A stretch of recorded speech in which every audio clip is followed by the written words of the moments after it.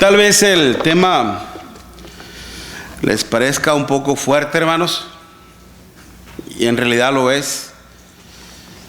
Y hasta pensaba en quitarlo, pero Dios sabe, hermanos, que no es mi intención ofender a nadie, ni mucho menos agredirlos, y aún mucho menos hacerlo a través de un púlpito. El púlpito es un lugar ciertamente sagrado en donde se expone el consejo de Dios, la palabra de nuestro Dios. Cuando ya es una cuestión de disciplina o de indisciplina o una cuestión personal, entonces hay otra forma de arreglar estos asuntos. Pero este lugar es para instruir, para enseñar a la iglesia, como el apóstol Pablo se lo decía a Timoteo, ¿no? Toda la escritura es inspirada por Dios y útil para enseñar, para redarguir, para corregir, para instruir en justicia, a fin de que el hombre de Dios sea perfecto, enteramente preparado para toda buena obra. Así que el tema surge de lo que el Señor nos provee, hermanos. El tema surge de lo que el Señor nos da a través de su palabra. Y no es para nadie en especial, no es una indirecta para alguien en especial, hermanos, es para todos nosotros. Yo a veces, cuando estaba así en su lugar como oyente y tenía a mi familia a un lado, y a veces escuchaba al hermano y a veces le decía, yo a veces me ponía a pensar, le habrán platicado de mí al predicador, porque lo que está diciendo es como anillo al dedo a mí. Me queda muy bien. Algo sabrá el hermano de mí, no pensaba, pero no, hermanos, no. Dios conoce nuestra vida, no, y esto es parte de la adoración a nuestro Dios y parte de su providencia también. Cristianos insípidos habrá en el reino, como lo posteé en el Facebook de la Iglesia de Cristo Northside. ¿Habrá en el reino? Así es. Y esto sucede cuando, y lo dejé en puntos suspensivos para que se animaran a escucharnos, pero es una triste realidad, ¿no? ¿Por qué cristianos insípidos? Lo vemos en la escritura en Mateo capítulo 5, hermanos. Mateo capítulo 5, versículo 13, en donde el Señor nos ejemplifica con la sal, así como también más adelante con la luz, ¿no? Pero cuando nos dice en Mateo 5, versículo 13, vosotros sois la sal de la tierra, punto y coma. Pero si la sal se desvaneciese, ¿con qué será salada? No sirve más para nada, sino para ser echada fuera y hollada por los hombres. Vosotros sois la sal de la tierra. La iglesia, hermanos, el Señor nos considera como la sal, un elemento que, debido a sus características, debido a su misma naturaleza, hermanos, debido a su misma esencia, ciertamente le da sabor a las comidas. Yo ahorita tengo un serio problema con eso, hermano, la sal. No la quiero consumir por el problema de mi alta presión, ¿no? Y traigo un pie hinchado. Bueno, eso es otra cosa, no quiero platicarle de mi salud. Pero en sí, hermanos, la sal le da sabor a la comida, ¿ok? La sal, hermanos, en su contexto natural, es un elemento que perpetúa ciertos alimentos. Por ejemplo, el pescado, ¿okay? Una vez que se corta el filete y se le pone bastante sal y se pone ante el sol, diseca la carne de pescado, así también como la carne de res, que también se baña con sal y se expone ante los rayos del sol y la carne se diseca. Y eso no quiere decir que se echa a perder, sino que se conserva. Se puede conservar por mucho tiempo en un buen estado. Por eso la sal, hermanos, simboliza lo que es perpetuo. Y la palabra perpetuidad, hermanos, por ejemplo, cuando Dios dice que haré pacto con vosotros, decía Dios a su pueblo de Israel, un pacto perpetuo, no significa, ahí lo malinterpretan. Muchos piensan que es un pacto eterno, lo entienden por eternidad. No es eterno. La palabra perpetuidad no representa la eternidad, sino que la palabra perpetuidad representa un largo tiempo, un tiempo indefinido para el hombre, no para Dios, porque Dios todo lo sabe. Y eso es lo que significa la palabra perpetuidad, por un largo tiempo. ¿Qué le pasó a la esposa de Lot? Cuando Dios les había dicho a través de aquellos ángeles: salgan, huyan, escapan por su vida, no volteen atrás. ¿Y qué hizo la mujer de Lot? Volteó hacia atrás, y al mirar hacia atrás desobedeció a Dios y se convirtió en una estatua ¿de qué? De sal, perpetuada, reservada para el juicio, para la condenación, por haber desobedecido a nuestro Dios. Por eso la sal, hermanos, simboliza algo que es perpetuo y que a su vez puede conservar cosas en un estado sano. Tiene su propósito la sal. La sal se puede encontrar en el mar y hasta en unas rocas también de la tierra, se dice.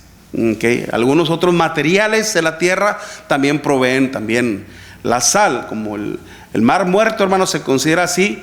No hay vida ahí por el hecho de que es 7 veces más salado que todos los océanos. 7 veces más salado, y es por eso que no hay vida ahí. Pero el Señor nos está representando con la sal. Cuando el Señor nos dice que ninguna palabra corrompida salga de vuestra boca, sino la que sea necesaria, sazonada con sal, dice. Okay. Entonces, tiene un propósito en sí lo que es la sal, hermanos. Y de hecho, en el Antiguo Testamento, hermanos, la sal también representaba el pacto de nuestro Dios, por el hecho de que fue un pacto perpetuo. Vuelvo a esa palabra. En 2 de Crónicas 13:5 dice nuestro Dios: ¿no sabéis vosotros que Jehová, Dios de Israel, dio el reino a David sobre Israel para siempre? A él, dice, y a sus hijos bajo pacto de sal. Okay. Pacto de sal. Según en la etimología griega, judía, hermanos, también a veces cuando se llevaba a cabo entre ellos un pacto, un convenio, un común acuerdo, okay, se tiraba sal, se echaba sal así, porque imitaban este tipo de cosas, que era un pacto sagrado, okay, y que a la vez era de bendición. Por eso cuando se habla, hermanos, cuando dice: vosotros sois la sal de la tierra, pero si la sal se desvaneciere, esa palabra desvanecerse, moriano, que es la palabra en su contexto original griego, moriano, es decir, que si la sal se hace insípida. No sé si a usted le ha pasado que a veces usa la sal de su casa, le echa sal a la comida y vuelve a probarlo, y esto no sabe a nada, y le vuelve a echar otra vez y la prueba y no sabe nada y no sabe nada. Es que la sal ya no sirve. Ya no sirve. Y lo que el Señor, cuando nos dice esto, dice: vosotros sois la sal de la tierra, pero si la sal se desvaneciese, ¿con qué será salada? Nuevamente, ya al perder su su naturaleza, al perder su esencia, ya no la puede volver a recuperar. Perdió su oportunidad. Para su propósito lo perdió. Entonces ya no tiene ninguna función. Sí, ya no sirve para nada. Sí sirve, pero para una sola cosa, dice el Señor: para un uso indigno y vergonzoso. Dice el Señor: no sirve más para nada, sino para ser echada fuera y hollada por los hombres. ¿Sabe? En los tiempos, hermanos, precisamente en los tiempos de nuestro Señor Jesucristo, todas las columnas del templo eran de mármol, de piedras preciosas, etcétera, etcétera. Pero eso no significaba que no se pudieran corromper, que no pudieran llenarse de repente de mojo o de cosas así por el estilo, ¿no? Como cuando algunas cosas, el fierro, por ejemplo, aún con el paso del tiempo llega a tener ese tipo de mojo o de, ¿cómo se le dice otra palabra para eso? Corrupción. Eso es lo que dice nuestro hermano.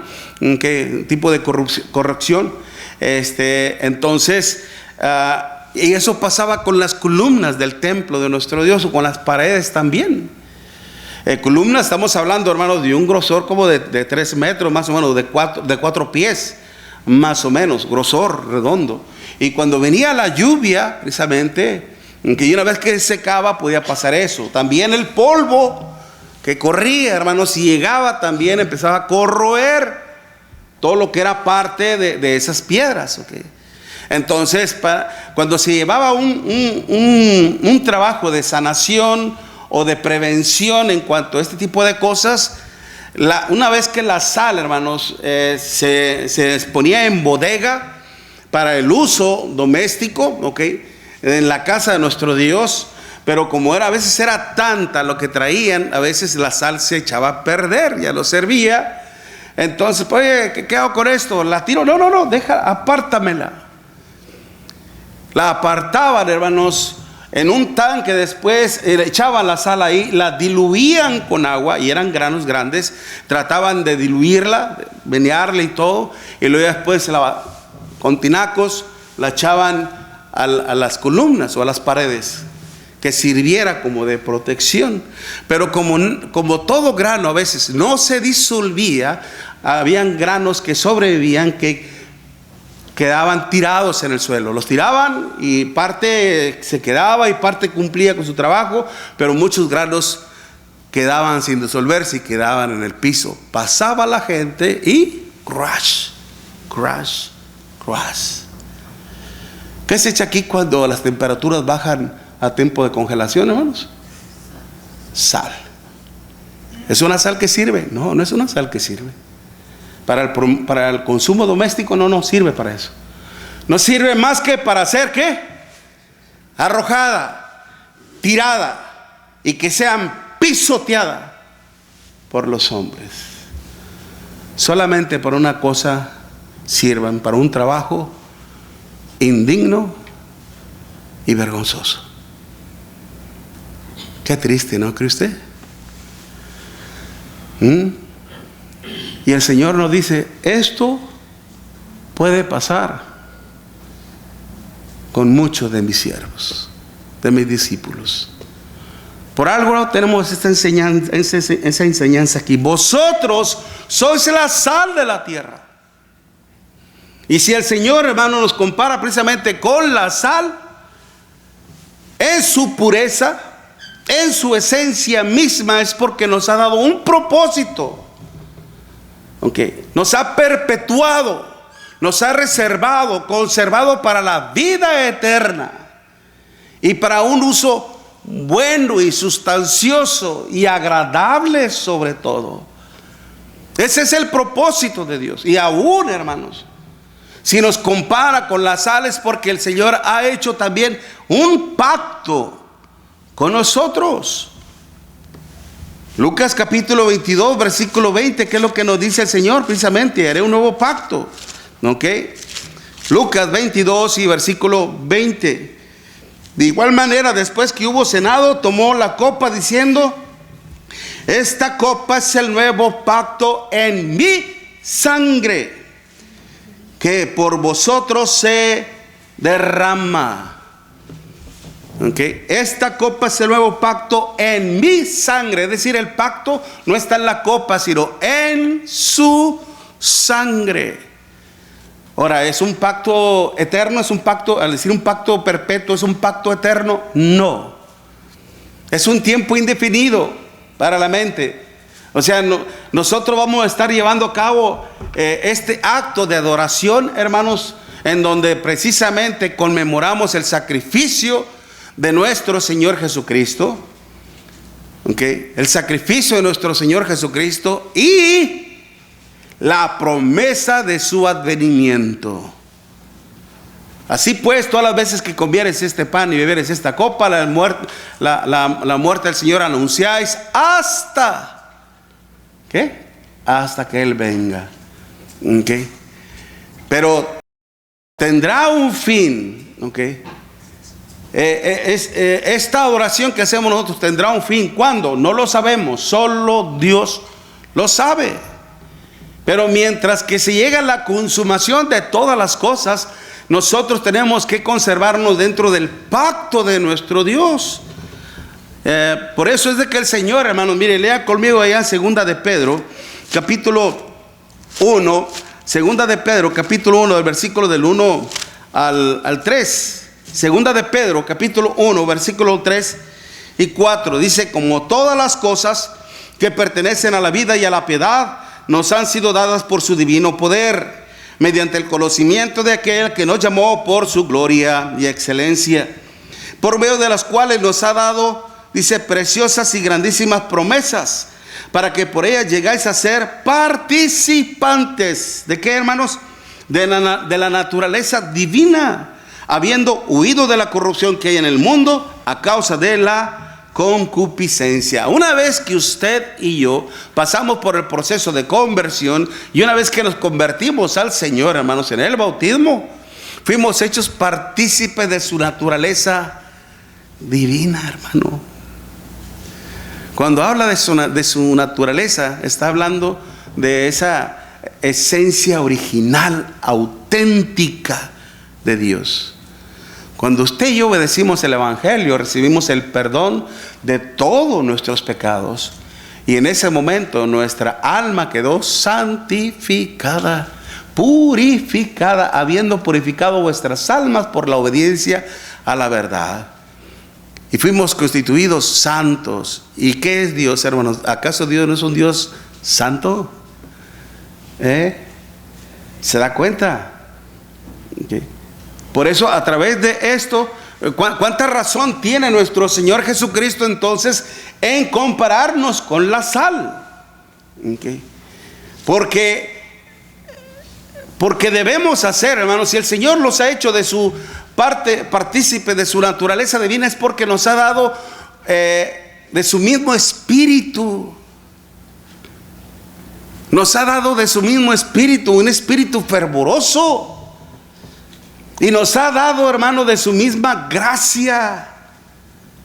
Si nosotros llegamos a agradar a nuestro Dios, no porque nosotros éramos buenas personas, no porque nosotros éramos de excelente carácter moral y social y etcétera, etcétera. No, hermanos, acuérdense lo que dice Hebreos capítulo 11, versículo 6. Pero sin fe es imposible agradar a Dios, porque es necesario que el que se acerca a Él crea que le hay y que es galardonador de los que le buscan.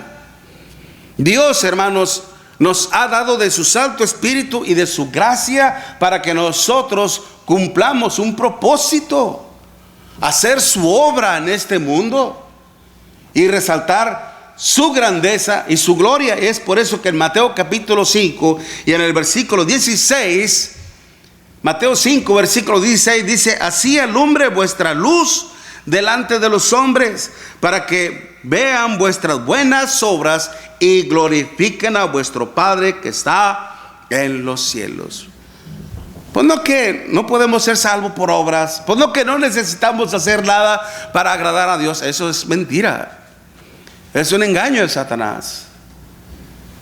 Aquí estamos viendo precisamente para que vean vuestras ¿qué? Buenas obras, ¿ok?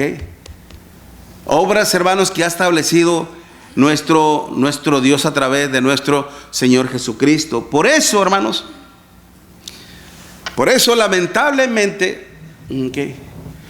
El cristiano puede llegar a ser, lamentablemente, un cristiano insípido, un cristiano que ha perdido su esencia, su propósito en esta vida. Usted sabe lo que es la apatía. Okay. La apatía es cuando usted hay cosas que a usted no le gustan, no le atraen. Okay. Que por ejemplo, que vamos a un lago que a comer sandía, a comer pescado y a mí no me gusta nada de eso. Yo soy apático a esas cosas. Aborrezco el sol, me hace mal el sol. Bueno, hay cosas que a otras personas pues les hace daño, ¿no? Pero es una forma de ser apático a cosas. No me gusta, no me agradan. Okay. Y a lo que uno no le gusta, no le agrada, uno lo rechaza. Okay. Y eso puede ser en cuestiones seculares, cuestiones materiales, pero en las cosas de Dios, el cristiano puede ser eso. Es que a mí no me gusta cantar, es que a mí no me gusta hablarle a la gente. Recuerdo cuando un consejo de una hermana, ya no hablaré, cuando yo llegué a esa congregación, que vaya, era una congregación problemática, muy problemática, y me decía la hermana, oiga, mi hermano, dice, pero ¿para qué se va a meter en chismes y diretes, hombre? Si estas hermanas son bien conflictivas, déjalas que se desgrañen, déjalas que se agarren del chongo, déjalas que hagan lo que quieran, hombre. Si usted se mete, va a salir raspado. Tiene razón, ¿verdad? Sí. Sí, pues eso fue lo que nos dijo el Señor, ¿verdad? Que las dejáramos. Como ¿cómo se llama? Bodia de Sinti, que le dijo el Señor. No, déjalas que se maten. Déjalas que se desgrañen. Eso dijo el Señor. Ya dio el reparón, hermano. ¿O no, verdad? Pues no, mi hermana. ¿Cómo piensa que vamos a hacer eso? Entonces, ¿quién les va a ayudar? No va a bajar Dios. No va a bajar su Santo Espíritu. El trabajo lo tenemos usted y yo. Okay. Y no importa que salgamos raspados. A veces sí, entra uno a meter paz y uno recibe paz, ¿verdad? Pero por ni modo. Okay. Al Señor, por pretender traer paz, por pretender reconciliar al hombre con Dios, ¿qué le hicieron a nuestro Señor Jesucristo? Le crucificaron. A Juan el Bautista por haberle dicho a Herodes, esa mujer que tiene no te corresponde. ¿Y qué le pasó? La muerte. A todos los apóstoles que se opusieron a este mundo fueron mártires por la fe del Señor. Con nosotros, hermano, no va a ser la excepción.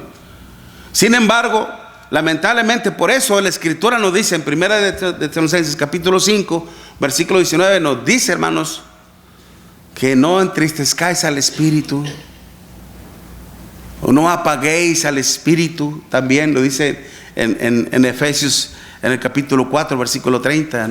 Ni lo entristezcas, ni lo apagues, no lo asfixies. Okay. Lo único que puede entristecer y apagar al Espíritu de nuestro Dios, hermanos, es cuando no obramos conforme a sus enseñanzas, cuando no obramos conforme a los mandamientos, cuando triste, lamentablemente, porque aquí, hermanos, no hay de que soy neutro. Yo aquí, mira, ni quiero tener problemas con Dios, ni quiero tener problemas con el diablo. Me voy a quedar neutro. Aquí no va a pasar nada. En cuestiones políticas, ya ves lo que le pasó a Ucrania, ¿verdad? Dijo Ucrania, no, mira, yo aquí ni soy de la ONU, ni soy del otro. Okay. Estos nunca me van a dañar a mí. Y acá de Rusia y Japón, no sé quién, estos otros, siempre me van a respetar. Ándale. ¿Qué fue lo que le pasó? La neutralidad la protegió. Ahí están las consecuencias. ¿Okay? Y a veces queremos hacer lo mismo nosotros, queremos estar neutros, ¿okay? Ni de Dios ni del diablo. No, no, aquí no hay una cuestión así, aquí no hay una posición neutra. O eres de Dios o eres del diablo. Así de simple, ¿okay? Nuestro Señor Jesucristo le decía a aquellos judíos con los cuales lidiaba allá en Juan capítulo 8, versículo 43, vuestro padre es el diablo. Y las obras del diablo queréis hacer. Él ha sido homicida desde el principio y ustedes me quieren matar. No eran de Dios, pero eran de quién? Del diablo. Por eso, hermanos, cuando nuestro Señor, tal y como nuestro Señor Jesucristo esperaba de su iglesia, por algo el Señor nos dio de su espíritu. Dios no nos ha dado un espíritu de cobardía, sino de amor, poder y dominio propio. ¿Para qué? Para que hagamos su obra. Eso es lo que el Señor espera, hermanos, que seamos obedientes a su palabra, que seamos partícipe no solamente de su esencia, no solamente de su naturaleza, que ya lo fuimos, que ahora ya somos hijos de Dios. Y como tales, ahora el Señor espera, hermanos, que seamos parte de su propósito, que participemos en las cosas de nuestro Dios, de la obra de nuestro Dios. Y ciertamente, hermanos, a veces la vamos a regar en términos juveniles, a veces nos vamos a equivocar y a veces vamos a acertar. Gloria a Dios por ello. La cuestión es hacer algo, porque conforme vamos a la marcha vamos aprendiendo. Cuando yo prediqué por primera vez, hermanos, un sermón allá en Nuevo Laredo, las hermanas que eran solamente hermanas, por eso fui enviado ahí a esa congregación, porque había puras hermanas, no había varones que les predicara. Okay. Pero cuando terminé, hermanos, el sermón y el servicio, las hermanas estuvieron bien contentas. ¿Sabe por qué?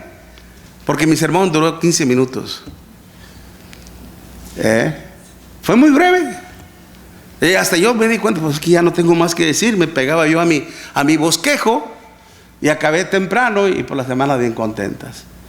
No, hermanos, que hay hermanos que vienen y agarran 45, 50, agarran rancho. Pero oye, ciertamente que debe haber un orden, ciertamente. Okay. Pero es la palabra de Dios.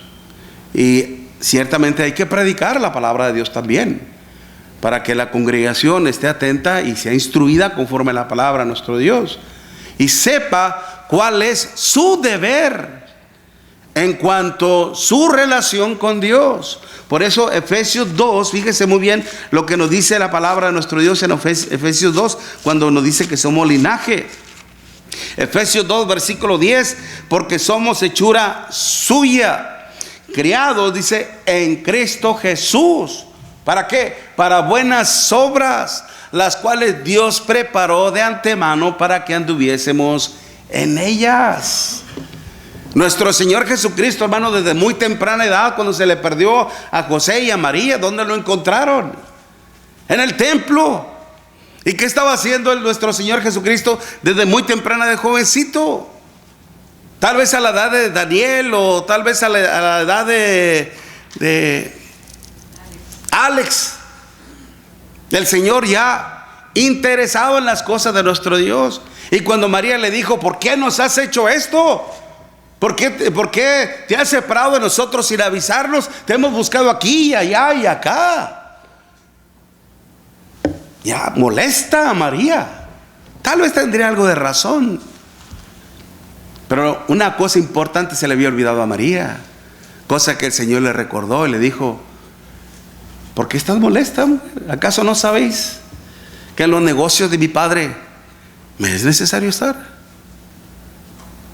Tú más que nadie sabes quién soy yo. Tú sabes más que todos a quién me debo, a qué vine a este mundo. ¿Acaso no sabes que en los negocios de mi Padre me es necesario estar desde muy temprana edad? ¿Acaso usted y yo no sabemos que en los negocios de nuestro Dios nos es necesario estar, hermanos? A menos que no tengamos el Espíritu de Dios. Y si vamos a hacer la insipidez, hermanos, la apatía, dejémoselo al mundo. Dejémoselo a la gente que no conoce a Dios. Pero y usted y yo hemos conocido a nuestro Dios. Y es por eso que Él nos ha dado de su espíritu. Gálatas capítulo 4. Para que estemos dedicados en su obra. Y para que a través de esta manera, hermanos, también evitemos ese espíritu apagado, sino que lo tengamos avivado. ¿Ok? Por eso, fíjese lo que dice también en tener un espíritu, pero con la gracia de nuestro Dios. Ya se me cortó ahí, mi hermano, la diapositiva. Vayamos en 2 de Timoteo capítulo 2, okay, versículo del 1 en adelante. Nos dice: tú pues, hijo mío, esfuérzate en la gracia, dice, que es en Cristo Jesús. ¿Ok? Y dice: lo que has oído de mí ante muchos testigos, esto encarga a hombres fieles que sean idóneos para enseñar también a otros. Tú pues sufre penalidades como buen soldado de Jesucristo. Ninguno que milita se enreda en los negocios de la vida a fin de agradar a aquel que lo tomó por soldado, etcétera, etcétera, etcétera. Pero Pablo le está diciendo a Timoteo, inspirado por el Espíritu de nuestro Dios: tú pues, hijo mío, esfuérzate en la gracia que es en Cristo Jesús. ¿Qué implica esto, hermanos? Esforzarse es ir más allá del 100, superando todo tipo de crítica, superando todo tipo de problemas, superando todo tipo de aflicción. Es estar dedicado en la obra de nuestro Dios, hermanos. Aquí la obra la hacemos todos, no uno en particular. Aquí la obra la hacemos todos. Y mantenernos en la gracia. Tú pues, hijo mío, esfuérzate en la gracia. La fuerza viene, la fuerza espiritual, hermanos. El fortalecimiento de nuestra fe viene cuando nos ocupamos en agradar a nuestro Dios. Y sabemos que lo que agrada a nuestro Dios, hermanos, si usted y yo sabemos lo que a Dios le agrada, ¿por qué resistirnos a la gracia? Solamente los que están los que tienen en su mente la carnalidad, hermanos, estos nunca van a agradar a nuestro Dios. Mire lo que dice Romanos capítulo 8. Vaya conmigo rápidamente porque el tiempo ya se me está acabando. Romanos capítulo 8, versículo 5. Romanos 8, versículo 5. Porque los que son de la carne, dice, piensan en las cosas de la carne, pero los que son del Espíritu, en las cosas del Espíritu. Porque el ocuparse de la carne es muerte, pero el ocuparse del Espíritu es vida y paz. Por cuanto los designios de la carne son enemistad contra Dios, porque no se sujetan a la ley de Dios, ni tampoco pueden. Y los que viven según la carne, dice, no pueden agradar a Dios. Es cierto, hermanos, que tenemos un compromiso con Dios. ¿Ok? Pero el compromiso de Dios no solamente se centra en venir un domingo, hermanos. No caigamos en el catolicismo, por favor. El catolicismo piensa que nada más es venir el domingo y nada más estar ahí presente y esperar a que se acabe todo e irse. Escuchaba decir a una persona, un compañero de trabajo, dijo, yo fui este domingo a la iglesia solamente para apagar mi conciencia, solamente para que no haya ningún problema. ¿Y qué aprendió? Pues nada. ¿Saben qué le enseñan a uno? Aún así pueden aprender algo, pero la cuestión es de que su atención, su mente, ¿dónde está? Afuera. ¿Qué? Afuera. Y saliendo, ahorita voy a agarrar mi camioneta, la voy a llevar al car wash y la voy a lavar y la voy a pulir, y voy a lavar los rines cromados, etcétera, etcétera. Ese es el hombre. Y la señora, saliendo de aquí, me voy al mall. Y allá me pongo a buscar a ver el vestido que quiero, y este que el otro, y que aquello. La mente está ¿en dónde? En las cosas del mundo. ¿Okay? Y no en agradar a nuestro Dios. A veces lamentablemente pasa esto en la iglesia. Pensamos que solamente con venir el domingo a adorar al Señor en la mañana ya es suficiente. No, hermanos, no es así. Este día es el día del Señor. Le pertenece a nuestro Dios.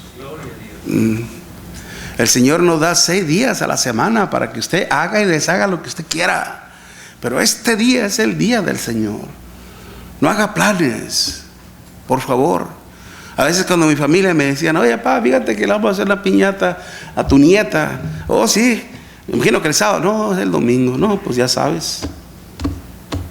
No cuente con nosotros. Si ya saben que el domingo es del Señor, ya saben que el domingo yo no puedo, mejor díganme que no me quieren invitar. Y se acabó el asunto, ¿verdad? ¿Okay? No hagan planes el domingo. Es del Señor, hermanos. Su vida es del Señor. Su cuerpo es del Señor. Su espíritu es del Señor. ¿No es así, hermanos? Y es por eso que lo que tenemos que hacer para no caer en la insipidez, hermanos, y para que nuestra vida no se convierta, hermanos, porque mire, cuando el Señor dice, vosotros sois la sal de la tierra, pero si la sal pierde su sazón, ¿con qué será sazonada otra vez? Ya no podrá ser más utilizada conforme al propósito de su hacedor.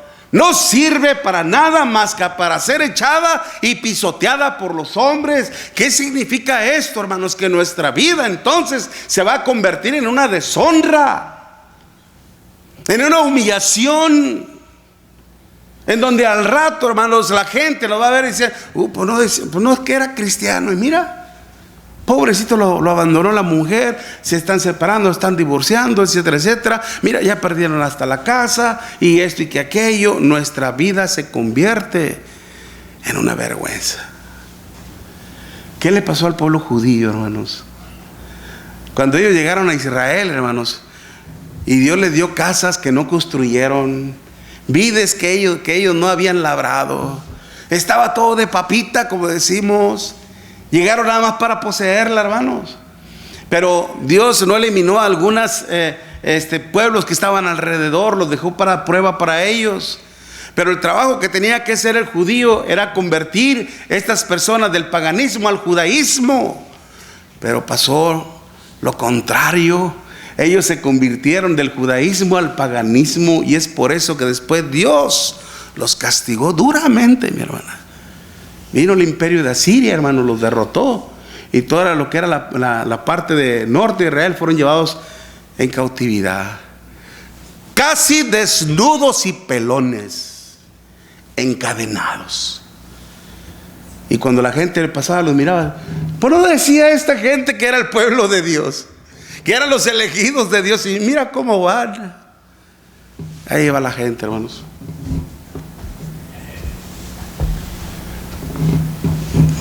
Qué triste, ¿no cree usted? No sirve para nada más que para ser echada y pisoteada. En realidad usted quiere que nuestra vida se convierta en eso. En realidad, hermanos, eso está en usted y en mí, en nuestra relación con nuestro Dios. No descuidemos nuestra relación con Dios. Sigamos manteniendo un espíritu fervoroso, que era lo que le decía nuestro Señor Jesucristo a una de las iglesias de Asia Menor. Eres tibio, y por cuanto eres tibio te vomitaré de mi boca. Ojalá fueses frío, ojalá fueses caliente, pero cuanto no eres ni tibio, ni caliente, ni frío, te vomitaré de mi boca. Nosotros no podemos andar así, hermanos, con un espíritu apagado, insípido, antipático en las cosas de nuestro Dios. O somos de Dios o somos del diablo. Pero Dios quiere, hermanos, Dios quiere que le demos la honra y la gloria a su nombre. Dijo, así alumbre vuestras buenas obras en este mundo y glorifiquen a Dios. Amén.